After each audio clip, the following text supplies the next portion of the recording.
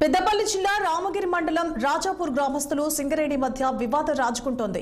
2015లో 708 ఎకరాల భూమికి ప్రభుత్వం ఆర్డర్ పాస్ చేసిన విధంగా తమ గ్రామాన్ని సింగరేణి స్వాధీనపరుచుకొని ఆర్ఆర్ ప్యాకేజ్ ఇవ్వాలని గ్రామస్తులు డిమాండ్ చేశారు. అలాగే గ్రామానికి చెందిన రైతులపై సింగరేణి అధికారులు అక్రమంగా పెట్టిన కేసులు వెంటనే విరమించుకోవాలన్నారు. ఈ సమస్యపై సమగ్ర విచారణ చేసి నివేదిక పంపించాలని జిల్లా కలెక్టర్ను మంత్రి శ్రీధర్ బాబు ఆదేశించినా ఇప్పటి వరకు ఎలాంటి చర్యలు తీసుకోలేదని గ్రామస్తులు ఆరోపించారు.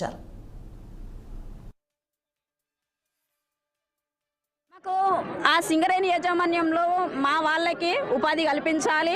మాకు మా ల్యాండ్లు తీసుకోవాలి. భూములు ఇస్తాము, మీరు భూములు అడుగుతున్నారు కానీ ఫస్ట్ మా విలేజ్ తీసుకోండి. మా విలేజ్ తీసుకున్న తర్వాతనే మీకు భూములు అనేది ఇస్తాం. ఎందుకంటే మీరు భూములు తీసుకున్న తర్వాత మా ఇండ్లకు మేము చాలా ఎఫెక్ట్ పడతాం. మాకు దగ్గరలో ఉంది, డిస్టెన్స్ అనే దూరంలో లేదు కాబట్టి చాలా దగ్గరలో ఉంది కాబట్టి రేపు ఎఫెక్ట్ పడేది మాకే. నేనే ఎదుర్కొంటున్నా. ఎందుకంటే నాకు థ్రోట్ ఇన్ఫెక్షన్ అయింది. నేను ఇప్పుడు ఈ థ్రోట్ ఇన్ఫెక్షన్ 1 మంత్ అవుతుంది.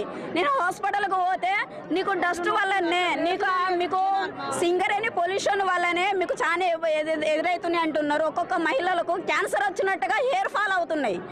ఎందుకంటే హెయిర్ ఫాల్ కూడా పోతే కూడా ఏమంటున్నారంటే మీకు అక్కడ ఆ దెబ్బల వల్లనే ఆ దుమ్ము ధూళి వల్లనే మీకు ఎఫెక్ట్ పడుతుంది కాబట్టి మీకు హెల్త్ ప్రాబ్లమ్స్ వస్తున్నాయి. ముందే మీకు ఇంకేదైనా రావచ్చు.